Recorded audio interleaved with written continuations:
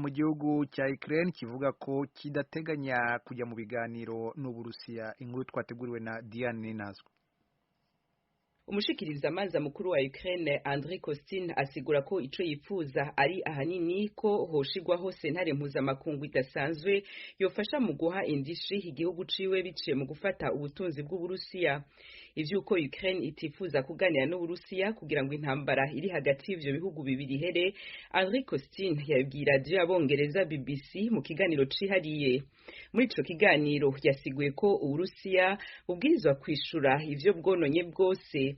Yahakanye icumviro cuko abanyagihugu bo hirya no hino kw'isi bibakora ko agira ati nta misile bumva, ivyo gutegwa amabombe ntavyo bazi, ivyo kwicwa, gufatwa ku nguvu, gusahurwa ntubabaze.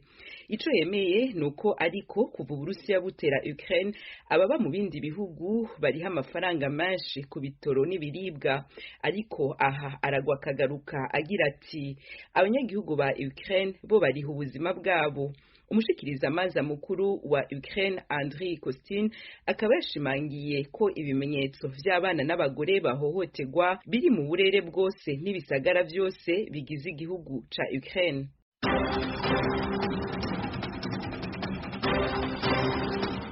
Ukomeje gutega amatwi radio ijwi ry'Amerika. Dushimire bagenzi bacu batugejejeho amakuru avugwa hirya no hino kw'isi. Ku badukurikira mu Rwanda mwadusanga kuri FM 104 n'ibice bitatu y'ijwi ry'Amerika, naho mu Burundi turi ku mirongo migufi ya shortwave kuri metero 19 na metero 22. Ku rubuga rwa internet mwadusanga kuri Y3 akadomo radio yacu VOA akadomo.com. Mukanya turajya mu karere k'ibiyaga bigari.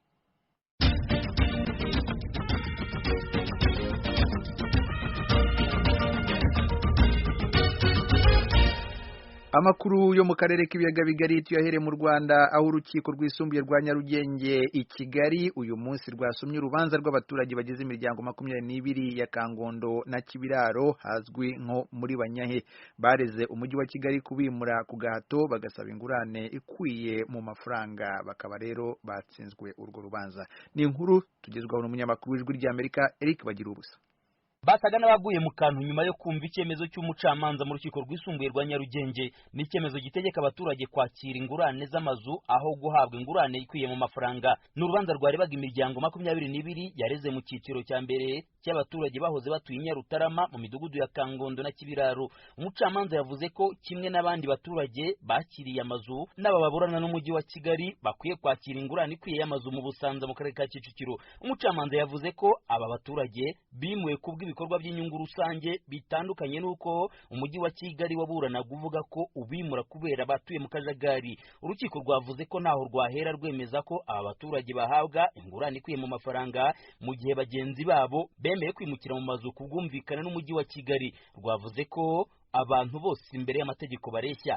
Ku ngingo yo kuba baregeraga guhabwa indishyi y'amafaranga 5% y'ubukererwe ku gutinda kubimura, urukiko rwisumbuye rwa Nyarugenge rwavuze ko umujyi wa Kigali utatinze kubimura kuko wahuye n'ikibazo cy'icyorezo cya COVID-19.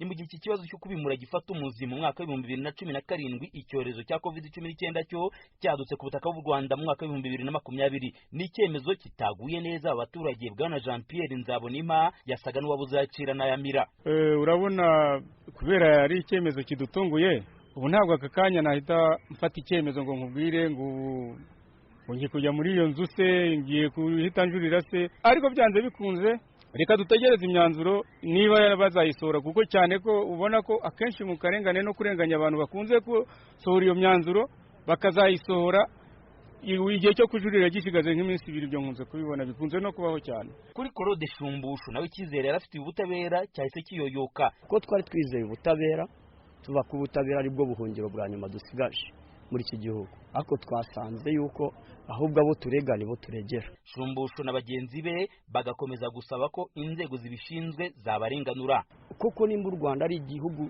cy'amata n'ubuki, aho umunyarwanda akuriramo akumva ko ari igihugu kimubereye akagenda adafite ipfunwe. Ubu duteye ipfunwe no kumva ko turi abanyarwanda. Nabo duhungiyeho dusanga ari babandi umwe gukubita inkoni n'ubundi ugasanga uwagukubise niwe wongera kugukubita. Bigaragara yuko n'ubundi nta butabera buhari, ntabwo. Ariko tukaba tusaba Perezida wa Repubulika niwe wavugiye ku itangazamakuru avuga ngo igihugu cy'u Rwanda nubwo ari gitoya mu bihugu byose ariko bufite ubutabera, nabutugaragarize koko kubwo butabera natwe abaturage tububone. Umucamanza kandi yavuze ko abaturage batatakambiye inzego zibishinzwe ku gihe ngo bagaragaze icyo bita akarengane, nyamara bakavuga ko nta gihe batahwemye kugaragaza akababaro kabo. Kuri David Munyeshuri nawe wimuwe Kangondo ntiyemeranya n'umucamanza. Iyo umucamanza watuburanishije inzitizi aza kubona ko hari impamvu ituma urubanza rudakomeza, aba yararuhagaritse. Yari kugaragaza ko twatakambye mu bihe bitari byo, akagaragaza ko twatanze igena agaciro mvuguruza mu bihe bitari byo, ntibitume umuturage akomeza gusiragira kugera kuri uru rwego. Mu kiganiro n'umunyamategeko Innocent ho kubwayo wunganira imiryango 16 muri 20 yaburanaga, yatubwiye ko icyemezo cy'umucamanza kitabashimishije kandi ko kitarimo ubushishozi.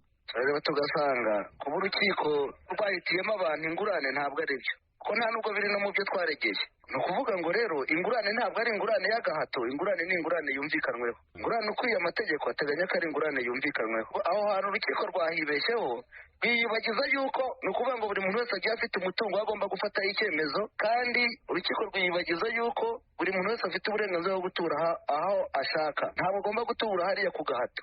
Kuri Ndiho kubwayo icyemezo kuri izi manza kidakosotse byazagira ingaruka mu bihe bizaza. Icyemezo cy'urukiko mu by'ukuri buryo iyo cyabaye itegeko kigira ingaruka no ku zindi manza z'ejo hazaza.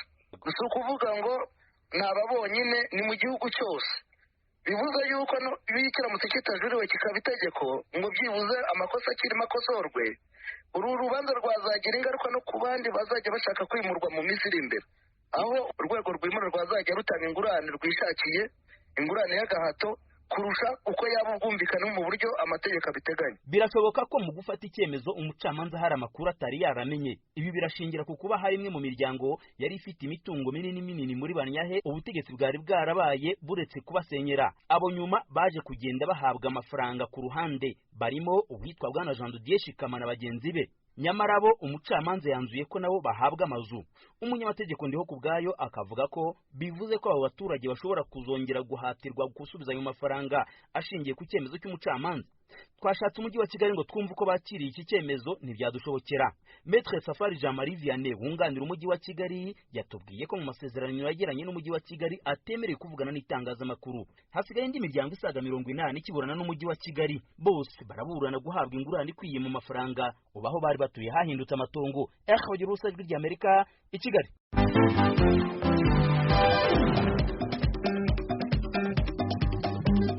Mukomeje gutega amatwi radio Ijwi ry'Amerika. Perezida Manuel Gonçalves Lourenço wa Angola akaba n'umuhuza mu bibazo by'u Rwanda na Repubulika ya Demokarasi ya Kongo ari mu Rwanda guhera kuri uyu mugoroba.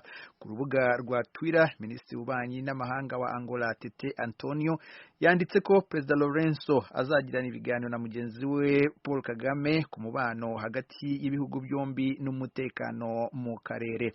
Agiye mu Rwanda mu gihe umubano hagati y'u Rwanda na Kongo ukomeje kuba mubi. Kongo yamaze kwirukana ku butaka bwayo ambasaderi w'u Rwanda muri icyo gihugu Vincent Karega.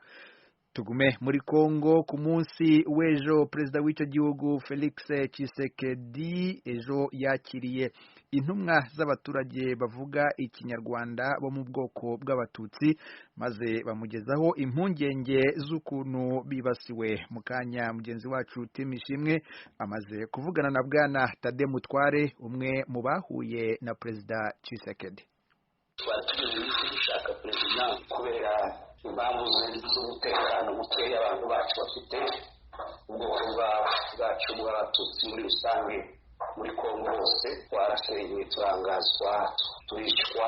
Izo ni zatangiye kera, ariko noneho aho intambara birajera mu burasirazuba bwa Kongo zitangiye cyane cyane ziriya za abantu bacu bakomeje guhura n'ibibazo. Biba ngombwa rero ko tubonana na nyiri igihugu kugira ngo cyambere tumushimire kuko yaraherutse kunyuzaho mesaje yamagana ibintu byo guhohotera abantu kubera ko Imana yabareze, ariko kandi tunamusabe noneho ko n'izindi nzego nazo zagendera kuri iryo jambo rye bagafata ingamba zo kuduhereza umutekano kuko abantu bacu banyanyagiye hirya no hino muri Kongo bafite umutekano mukeya dufite imfungwa hano zitabarika zirenze kuri 50 zizira uko basa gusa n'ahandi hose nuko biko bimeze zose nizo twamwerekaga ko hari ibibazo by'umutekano. Mumaze kumubwira ibibazo byose uvuze yabyakiriye gute yabasubije iki?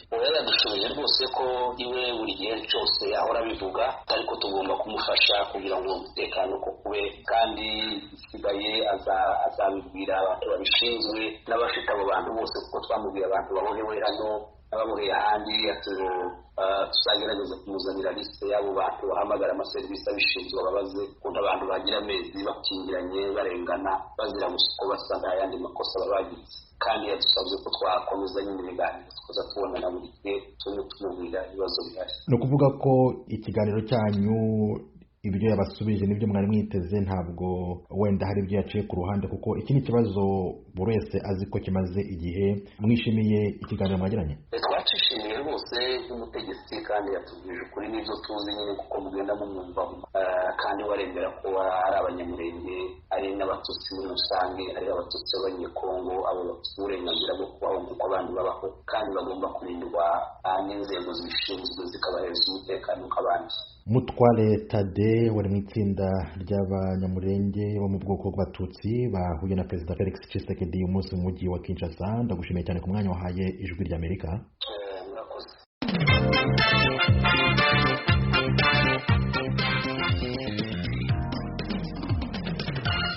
Tuve muri Kongo dusunyumbukire mu Burundi aho abaturage bageze mu myaka 60 bemeza ko imibereho yabo igenda irushaho kuba mibi kurusha mu bihe byashize. Amashyirahamwe yigenga arasaba leta kwiga ku kibazo cy'ubukene cyugarije abaturage bari muri iyo myaka n'abaturage b'igihugu muri rusange. Ni inkuru twateguriwe n'umunyamakuru w'Ijwi ry'Amerika Thierry Ndayishimiye uri i Kigali. Kari hari hakirinja imyumbati mu ntara y'imyumbati kaza ibiharage bikaza abantu barakenye nta kazi bagira abafise akazi nabo bahenga imishahara mito. Je ikintu mbona mu kibano naho aho mbaye hariho nk'irasisigaye Kenya. Abo n'abanyagihugu basanzwe bashakishiriza ubuzima mu duce dutandukanye tugize igisagara ca Bujumbura baganira n'Ijwi ry'Amerika bayigaragarije ko ibintu bitera byunyuka mu Burundi birimo ubukene bwo kubura ibyo bafungura hamwe no kudashobora kwivuza ndetse n'ubushomeri bubandanya bwongerekana. Turakenye turashonje nico gituma duca twomoka tugata abana rukuru tukaca tuza kwicara mu mabarabara twicara mw'ibarabara turi abantu b'abamama si vyiza. Usanga umuntu n'amahera hembwa ukwezi kudahera canke yinjiza ukwezi kudahera icyo kimajene nirengarenga zisigaye zizimvye. Ubuzima bwo buragoye nk'umuntu muto biramugora kugira ngo ashobore kubaho aronke amahera yo kwivuza kugura ivyo kurya kubeshaho abana babo. Ijwi ry'Amerika ryavuganye kandi na Barasamaje Victor umunyagihugu amaze imyaka 50 adandaza amagi akaba afite imyaka 67 y'amavuko nk'uko yabyivugiye akaba afite umuryango w'abana 10